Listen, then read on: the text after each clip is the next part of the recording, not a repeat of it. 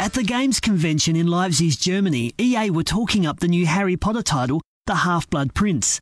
So we at EA Brightlight are probably the most passionate Harry Potter fans there are, and we've created a castle in the amazing, minute detail that the fans can only explore in the video game. We caught up with James and Oliver Phelps, the famous twins from the Harry Potter films and games, and asked them how they found themselves in the middle of this massive phenomenon. It was just about over 8 years ago now, and we went for an open audition.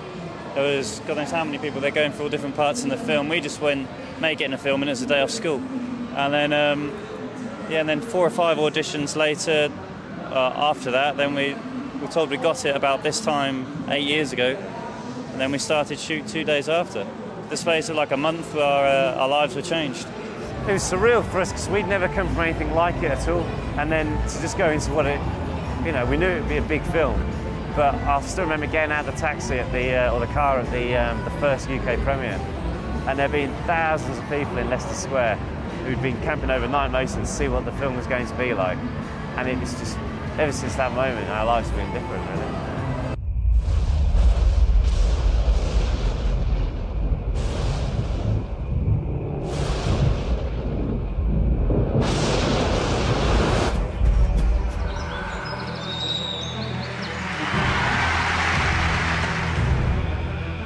We've only been here for about 12 hours at the moment or something. We flew in last night from England, but this show is absolutely huge. It's kind of like the motor show of gaming. Yeah, I mean, we've seen the progression of how all the characters in the game have developed from the first Potter game, which was about 7 years ago or so now, to what it is today, and it's come on leaps and bounds really, and especially now to see what it is now. From the start of them, it was kind of like they just did an image capture of us, and then they used that. But then in the 5th one, they actually asked us to go and do the voices for it, and it was really cool because then we actually got to see firsthand how the whole game came together. That was a really great experience. Yeah, and especially like on the last game and on this game, like just all the graphics are totally different. Like even the characters got their individual hair like on their heads. Just the detail is immense, and the difference from that to where it was like on the old format. I think it's definitely like the progression into the next generation consoles has helped it as well.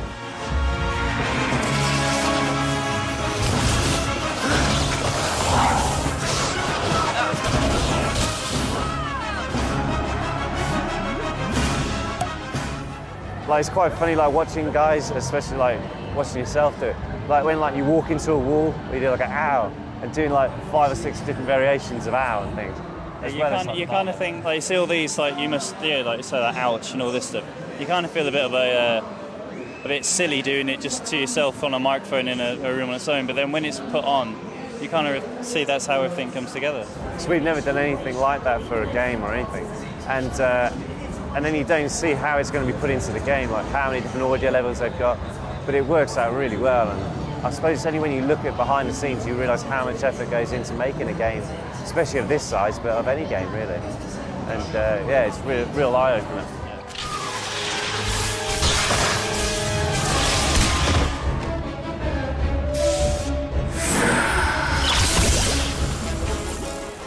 I suppose it's year 6 at Hogwarts, and it's basically carrying on where the 5th film left off.